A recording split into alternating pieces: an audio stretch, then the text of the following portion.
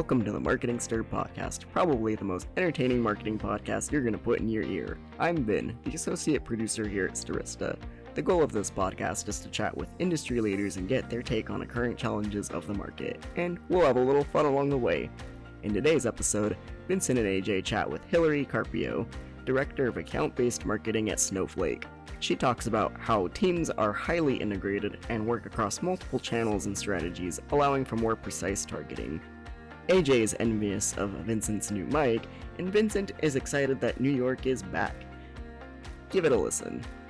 Ladies and gentlemen, welcome to another episode of Stirista's The Marketing Stir. I, of course, am your happy host, Vincent Petrofessa, the Vice President of B2B Products and promotions. Partnerships. I don't even know what I do here anymore, ladies and gentlemen. I just make things happen, apparently. I don't know, but partnerships. Let's pause for station identification. That's not a real thing. This isn't a station, but I always like to talk about Stirista just to let you know who we are. We are a marketing technology company. We own our own business-to-business data, business-to-consumer data. We help companies out there target that data to help them get new customers, enhance your current customer database. If it's missing some holes, need to fill in those gaps, it's garbage. We are here to help. We own our own DSP as well called Adster. We can help you with OTT. We can help you with display, connected TV. Email me, vincent@stirista.com. That is how confident I am that we could help. I also like that people are taking the liberty to just email me random things, which have nothing to do with Stirista or the podcast. But hey, at least people are listening. And also thank you for those suggestions. Thank you for telling us that you were loving the guests, that you're loving what AJ and I are doing, and also that you're loving the book selections. Like the people that talk about what books they're reading, we get a lot of feedback about that. They're like, thank you for recommending that. Wow, who knew people read? I sure don't. Ladies and gentlemen, it's great to have my co-host with me, my CEO.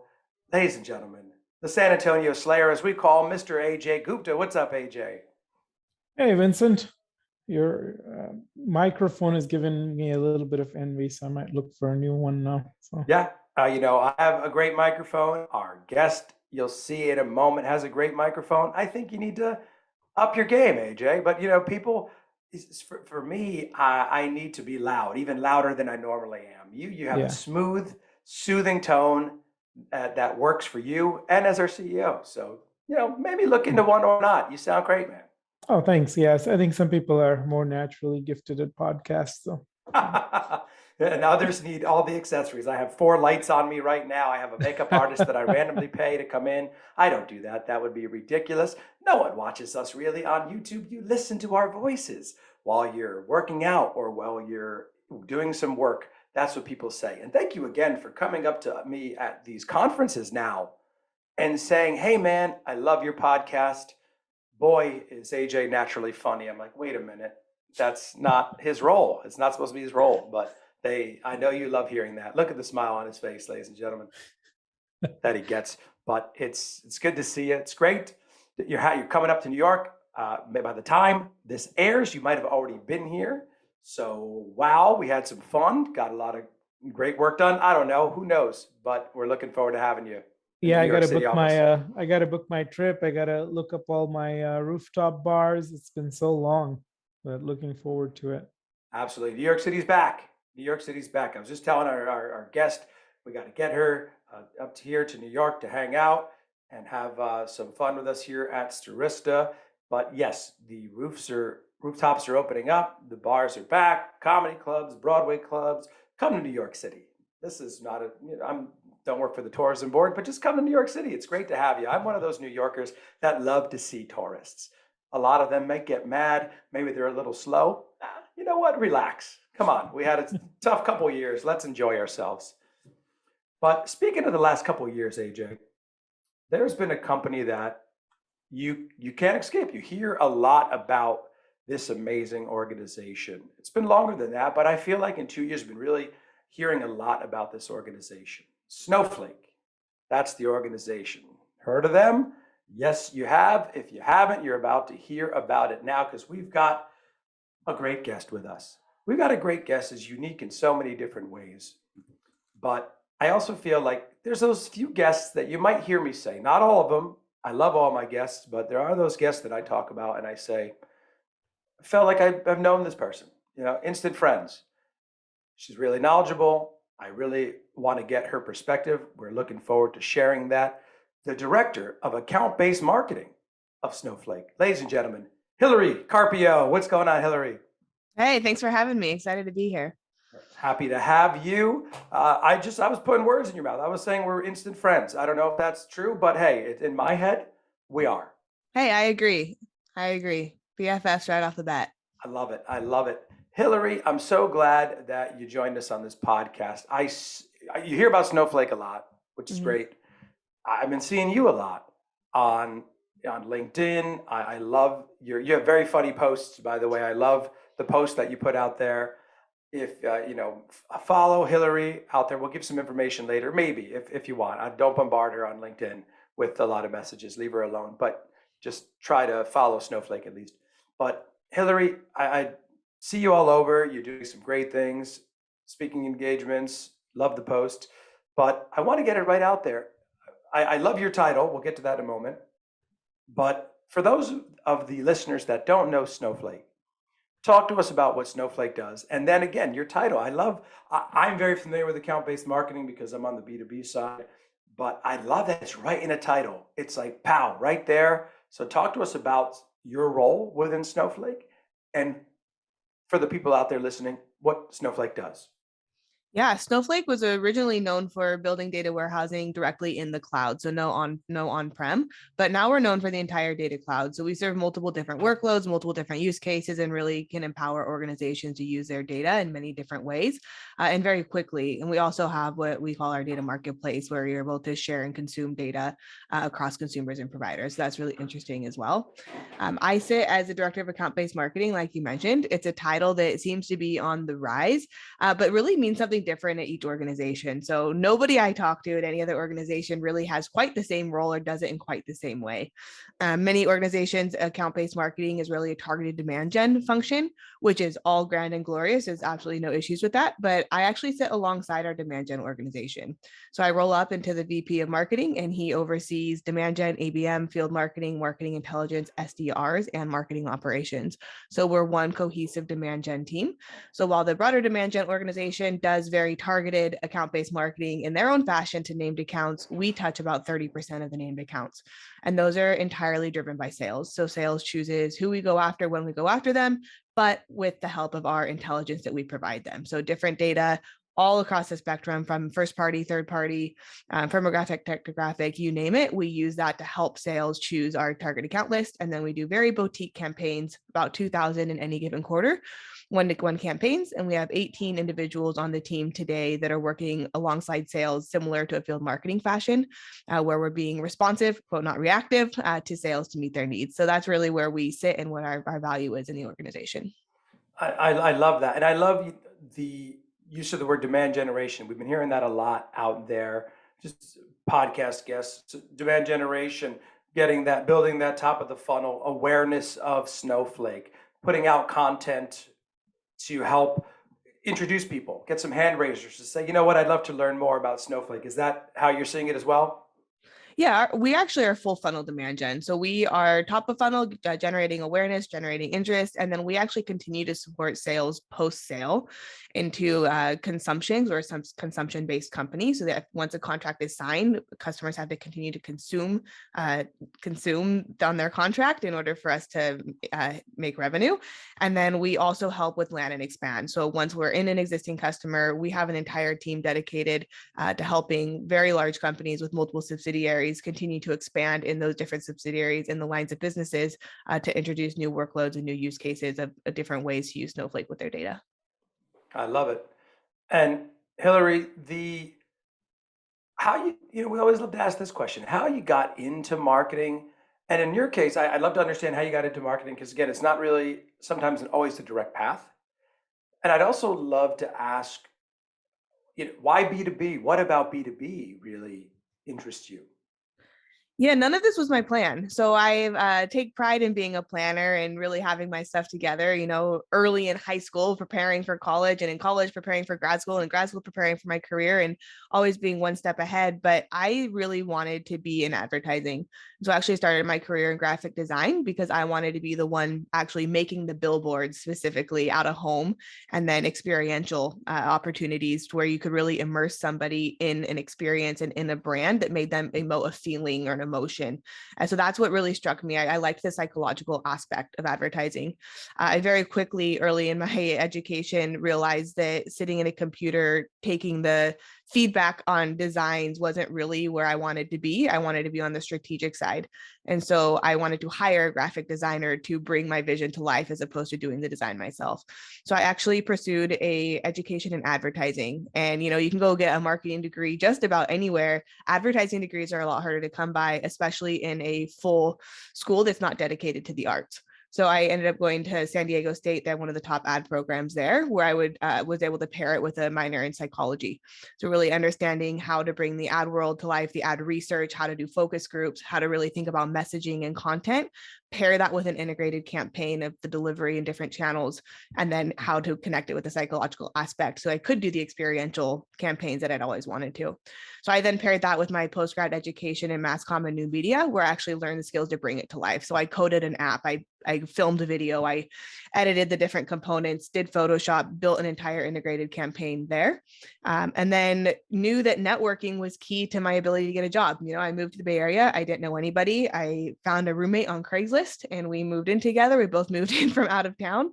And I'd built my network from scratch. So I followed up with every guest speaker that came to my grad school classes and offered to get coffee, connected about what they had going on, learned from them. And one of them actually owned an agency, consulting agency. So I ended up getting a job through her and her consulting agency at NetApp right out of my post grad, and started there. So I ended up in B2B somewhat by accident. Started in public sector, and I think I live in the Silicon Valley. It's the world of B2B. So I had originally wanted to be in B2C. I was offered $27K at a firm in San Francisco to do some ad work there, and was like, yeah, that's not going to cut it. Yeah. Not going to cut it. That's not going to get you an apartment in San Francisco. Not going to happen. So yeah, I fell into B2B, but I've grown to love it. And I've grown to love really marketing to the IT individuals who are very different in how you speak to them and work with them than your traditional B2C. Hillary, a lot of people that listen to our podcast are actually students, and we do a lot of events around college students. So would love to know what's some of the advice that you have for people pursuing a degree in marketing or advertising? Yeah, my advice is to find what you're passionate about and do more of it. And it's what I talk to my team about all the time, is that life is really hard when you're forcing yourself to do something that you're not interested in. And it's difficult to really push yourself to the front of the innovation curve. But if you narrow in on the thing that you really find interesting, and again, for me, it was that psychology aspect of marketing, right? So I had the courage to say, I'm not going to go after a marketing degree. I'm going to go after an advertising degree because that's what I really enjoy. I think we need to do more of that in our education and in colleges, is find what really sparks joy for you and keep pursuing it, and be willing to adapt and to change as you learn different things you didn't know existed. I'm doing my dream job, but I didn't know this was a job to be my dream job. It's my dream job because I'm constantly innovating, creating, and leading. Those are the things that I was passionate about. So the title, the team, the company, those things can all change. But if your core values are being met, then you're going to be continuously challenged and wanting to grow. And Hillary, coming back to your current role, what's some of the channels and strategies that are working for you? Yeah, we're completely integrated. So we work across multiple channels and strategies. We're highly integrated with our sales development team. So those are the individuals who are responsible for calling and connecting with new business and passing those meetings onto the sales org. So that's a really strong strategy for us. We work very closely with them and see about 3 to 4x the efficiency metrics when they're going after accounts that we're going after together compared to when they go to market without us. We also really rely a lot on LinkedIn. So LinkedIn has some of the best database out in the market because people want their contact information updated on LinkedIn, whereas they don't want it updated in a lot of the other databases that are just used for, cold calling, basically. So when we use LinkedIn, we can target by title, function, role, company, interest, skill set, pages they follow, you name it, we can target. So that allows us to get really relevant messaging to the right people at the right time. That's a great strategy for us as well. And then I also love to pair that with a bit of direct mail to cut through the clutter, take the digital experience into the physical experience, and get as something that'll really resonate and add value to the individual so they remember our brand and know how to follow up. Hillary, let's go back to college for a second. Who wouldn't Yeah. want to go back to college? Let's take us back to the college days, something that you mentioned there. You studied marketing and advertising, right? Mhm. Especially. And I heard you saying, or I read somewhere, getting through banner blindness. I love that. Yeah. I love that term. Talk to us about that. Yeah. So for my grad work, part of what I studied was banner blindness. And that's where our brains have these schema that we create in order to protect ourselves from persuasion that could be harmful, right? So this all happens at a subconscious level, that when we see so many advertisements, and banners was what this specific study I'm referencing was about, you see them over and over and over again. We don't even see them. We don't notice them because our brain is strategically and automatically filtering them out of our view to keep us from being persuaded. So as marketers, and what I really think my job is in account-based marketing or ABM, is how to cut through that banner blindness. And you do that by really adding value and building trust, right? To lower those guards down in your brain, you have to show that you're not a threat, you're not a harm. That's like your instinctual primal response, not necessarily something that's new. That's to protect yourself. So what our team is really good at, and what I really pride ourselves on, is what we use data, and we're a very data-driven organization, especially working at Snowflake. We use data to understand what you might care about, and then we message to you based off of what you care about. That helps lower that barrier, right, where you're blocking everything out and go, oh, I actually need to do that, or that's something I'm struggling with. Now we're solving a problem instead of pushing a product. And when you solve somebody's problem, then you have a spot on their calendar. They're trying to solve this problem anyway. You become an asset to them instead of an annoyance. And so it's really nice to connect that kind of banner blindness thought process or idea of how it works to how we do things differently at Snowflake on my team, because it's really all connected. But it's really treating humans like humans. That's the net of it, right? Treat a human like a human and add value or stay out of their way. Yeah, and this is going to go right into the next question that I had, and I'm glad you brought it up because I wanted to get your take on, because of your experience in B2B marketing at well-known companies, what areas do you feel that other companies are falling short in when they're doing B2B marketing? What's some advice there? Not some of the secret sauce. Don't reveal all of that because that's yours. But just where do you think businesses fall short? Is it not treating people like humans at the end of the email or the marketing piece? Talk to me about that. Yeah, I think there's two things. There's lack of cohesion across marketing teams. And that's even at a startup where you have only 2 or 3, or maybe even one individual doing marketing, really spreading your tactics out in a way. I was talking to a startup the other day because I do some coaching, and they were saying, I need to please my CEO because I need to fill the lead funnel, but I also, I need to do this content piece and I need to focus on whatever, and I'm going to separate my time.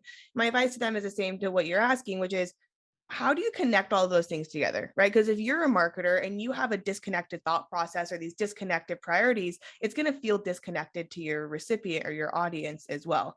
So you want to stitch your different strategies together so it's one cohesive flow, and think about how you can reuse your different pieces of content, your different strategy, your different channels to make one story. So it's one narrative that the consumer receives. So that's the first thing I think people fall short on or struggle with. The second thing that I think people struggle with is the ability to execute. And I think that's where we really excel at Snowflake. And that's a strength of mine, is to take strategy and turn it into action. To execute, you have to focus on the people and the process and think about technology second. Whereas most people go straight to technology. Hey, I need to buy an ABM platform. I need to buy this platform. I need to buy this data set. I need to buy whatever. They get all of these things, but then they can't take it to market, right? They can't get it where they have the data that the SDRs are using and sales team is using and partner marketing is using and sales enablement, everybody else on one page. Because when you are all on the same page and you're all using it and you know what each person is supposed to do, you can get this thing to market in a very cohesive way to then match the cohesive narrative that you've built. So you've got to pair the strategic narrative with the strategic tactics in a way that you can actually do something with, as opposed to being a disconnected mess. Or is there a campaign you're working on now that you're particularly excited about? Yeah, I'm really excited about coming back to real life events. So it's been several years, and it was great for the account-based marketing world to really be relied upon during this digital era where sales didn't have any other option but to go digital. So as we're coming back into the market with actual events, we have our customer event coming up in June, and we're able to engage these top accounts, right? So we have the number of accounts that sales has requested, and we're getting them on site. So now you have these people on site. What are you going to do with them? You got them there. They're your top account. Let's do something to really engage them. So we're doing 2 different on-site activations.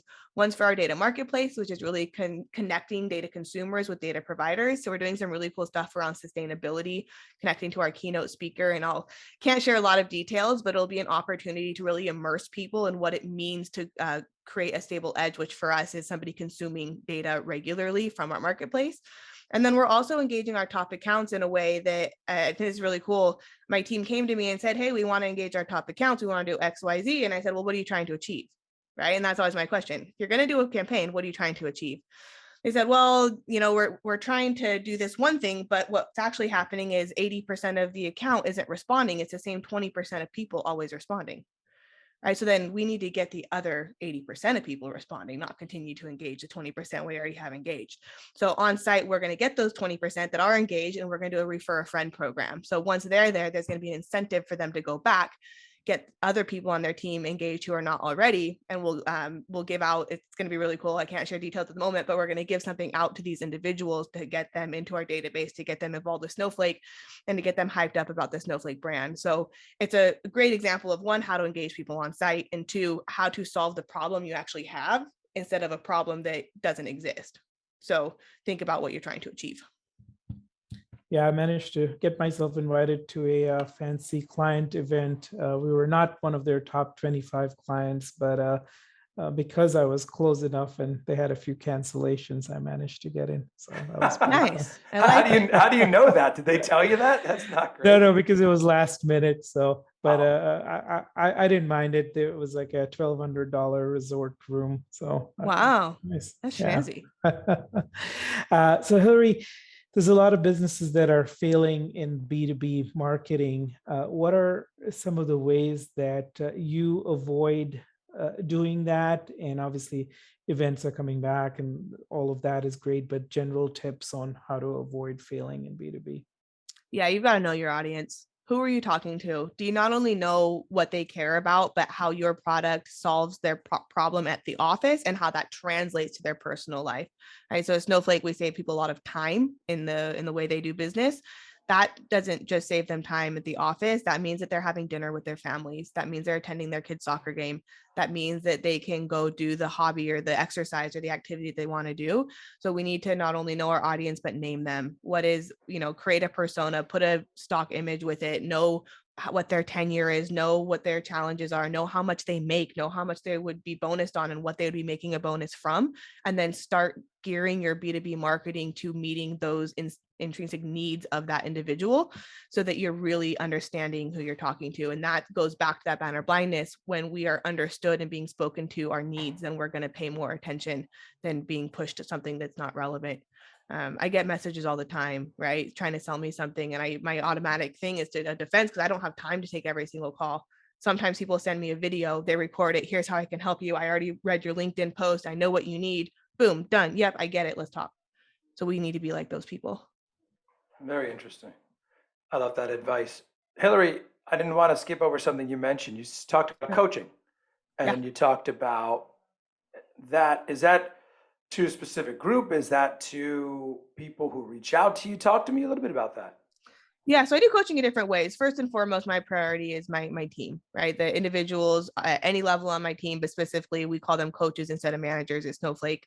I have 3 coaches that report into me, one for enterprise, one for our verticals team, and one for our data marketplace team. And they each have teams that report into them. Their career is my priority, to get them the soft skills, the hard skills, the strategic, the analytical, all of those components. I'm really passionate about building the future of leaders and creating leaders who are both empathetic and strong performing, and not just strong performing and jerks, or very nice people who can't perform. So that's first and foremost. I also mentor individuals from different routes. People refer to me, people who reach out on LinkedIn. We'll meet on Fridays every now and then and just talk about what are your challenges, what are your priorities, how can we help each other. And so I just mentor for this pure nature of helping individuals. I also do accelerator coaching for startups. So different venture firms will bring me in to talk to their portfolio of normally seed or pre-seed companies and CEOs and founders who are trying to build out a B2B marketing engine. And it might make sense to take an account-based approach for an efficiency perspective, really putting your dollars into the accounts that are most valuable to you. And I also do some advising as well for other startups at different points in the journey, related to marketing and unrelated to marketing. So I have my hand in a few different pots, but all connects back to what I mentioned before, which is just being innovative, creating new things, and helping others.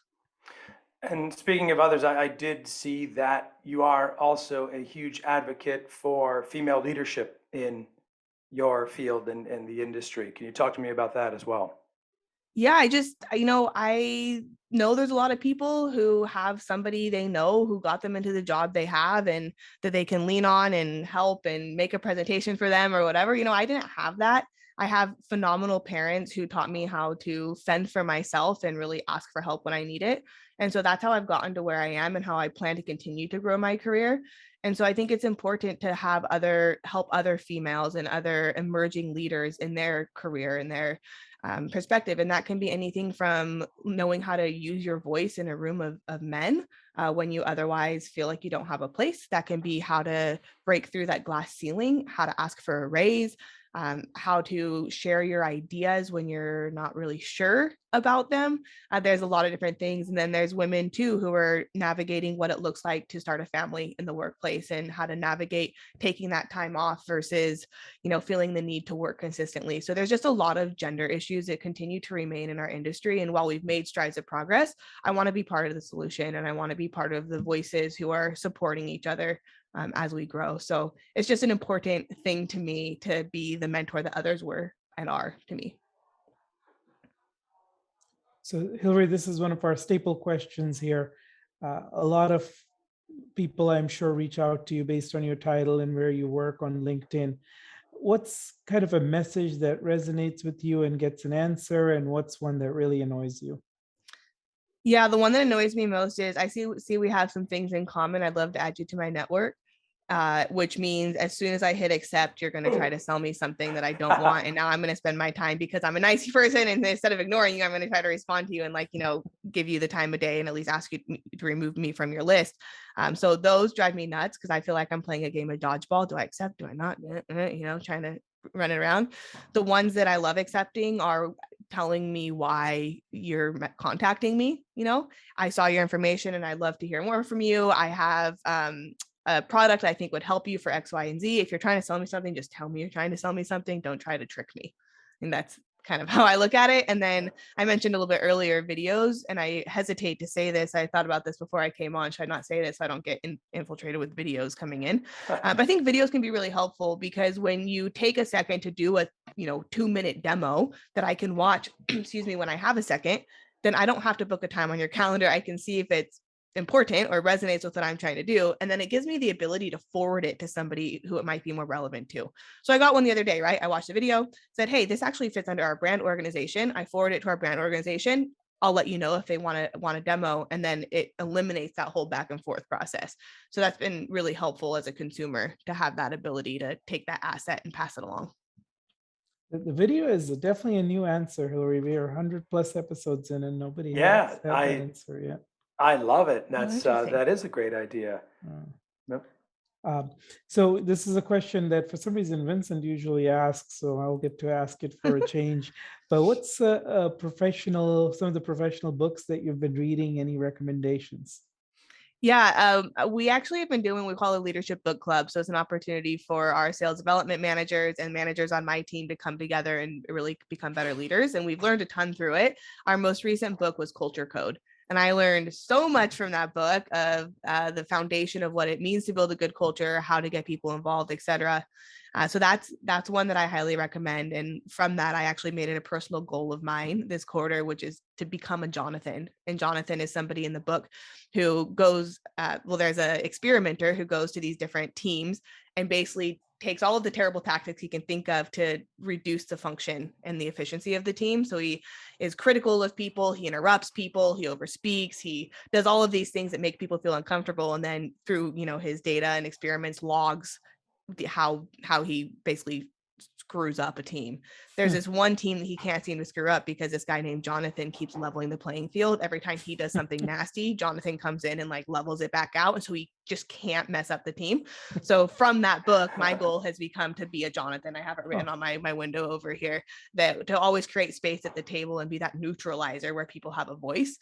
So that's that book. I love it. And then I'm actually about to read, I think I'm 5 pages into Atomic Habits, which I'm excited about too. Love the psychology aspect of it and how to really build strong habits in the office and outside of the office for personal as well. I love that. AJ, I don't know if you did the same thing that I did, but as Hillary's saying that, I'm trying to think in my head, who do I know who's a Jonathan? Who do I know that? And who's the one who's interrupting? Who's that person? I like the Jonathan's the level setter, right? That's Yes. Kind of goes in. I love that. Were you thinking about that? That's the first thing that came to mind. I was like, who at Stirista or who do we know outside of Stiristas like that? Yeah, I was trying to see if it's you. What's me? I'm the level setter. That's me. I'm the peacemaker. I'm kidding. That's why we're fast friends. We're both the peacemakers. Yeah, I'm the peacemaker. I don't interrupt people. I'm just like, oh wait, hey, guys, come on, let's do this. Let's take it easy. I have my degree is in mass media communications, interpersonal communications. I'm the diffuser.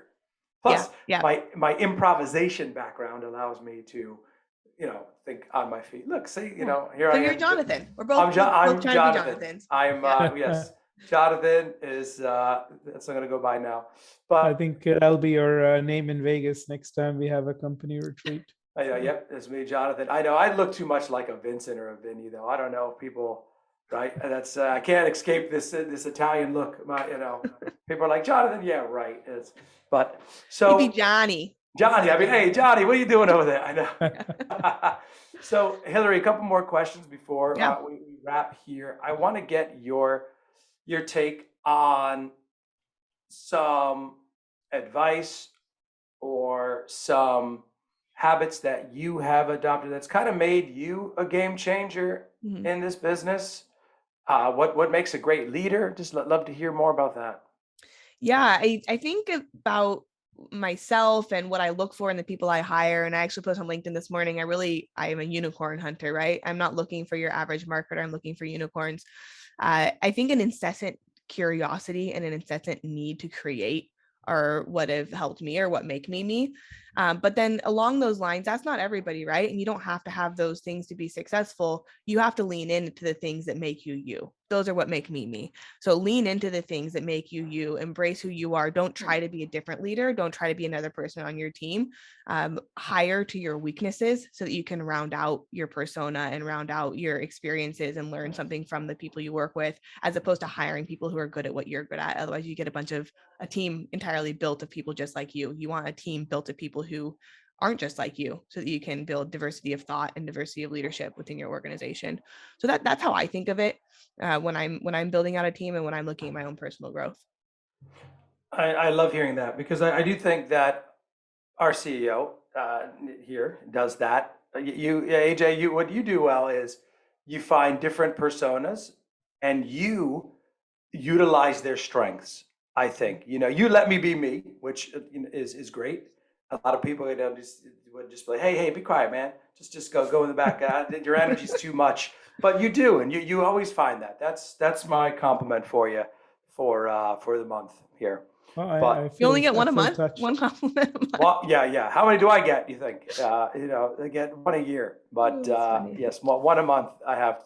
Yeah, but otherwise your head gets too big to get through the doors. So. See what I'm saying, Hillary? Yeah. But so also, I want to talk about. Let's get to know you on a personal level. So where were you from before the San Diego and Cal? Were you always California? Yeah, so I grew up in the Yosemite area in a small little town called Sonora, we knew, you go to the grocery store, you run into your teacher, you run into your doctor, you run into everybody, so community is just core to who I am. It's core to my being, to have that connection and that knowing of one another. So I grew up in Sonora. I went to San Diego State for my undergrad, and then moved to the Bay Area to start a career and do my grad school. So that's really it. But yeah, I grew up on a farm of 128 acres, cows, wow. horses, pigs. Spent my time outside, building things, creating things, jerry rigging things. So yeah. Do you still very get to do different. that? What are some of your hobbies now? Yeah, so that very much carries into my hobbies today. I spend my time, we bought a house in San Jose a couple years ago, and anyone from here knows you buy $1 million shack, as I call it. So I spent a lot of time. I've painted the exterior. I've redone some of the interior, do a lot of DIY projects, and then really anything creative. A few weekends ago, I did a DIY jean jacket for a gal pal of mine, my friend's little 3-year-old going to Disneyland, made her a custom Minnie Mouse jacket. I make wedding invitations for my friends and family who are getting married. So awesome. Just anything that really expresses creativity and kind of art outside of the workplace. I love that. It's a random sidebar conversation. I was talking to my wife the other day. I was like, there's 2 types of jackets that never go out of style. And one is the jean jacket and the other is the leather jacket. I feel like they never go out of style. But they change. They're like the same jean jacket is not necessarily the same jean jacket that's in style, and like the same leather jacket isn't the same cut, quality, size, style. Definitely different from like the 1950s to today. Yeah, but little fringe or not. Yeah, but I know I live in Manhattan, so I see people. People pull it off either way. Totally. And I know all about that $1 million shack here in Manhattan. It's I think this office I'm in, it would rent out for like $7,000 a month in New York City just for someone to live here. It is wild. Yeah. Hillary, final thoughts, closing thoughts, anything you'd want to share. This has been amazing. I would love to hear your final thoughts. Yeah, thank you for having me. I love the opportunity to talk about leadership and growth, and I appreciate the forum to do so. So thank you for having me. And if you're interested in seeing any of the different speaking engagements I do or more information, I have a website, thehillarycarpio.com, where you can see an aggregate of those different forums and consume the content that I'm putting out. So follow me on LinkedIn, linkedin.com/Hillary Carpio, and hillarycarpio.com for my content. I appreciate you having me. That's awesome. We appreciate the insight. The passion shines through. Please check Hillary out. Hillary, this has been amazing. That is Hillary Carpio, the Director of Account-Based Marketing of Snowflake. I'm Vincent Petrofessa. That's Ajay Rooftop Gupta. Thank you. This has been an amazing episode, and we'll talk to you soon. Thanks for listening to the Marketing Stir podcast by Stirista. Please like, rate, and subscribe. If you're interested in being a guest on the podcast, please email us at themarketingstir@stirista.com. And thanks for listening.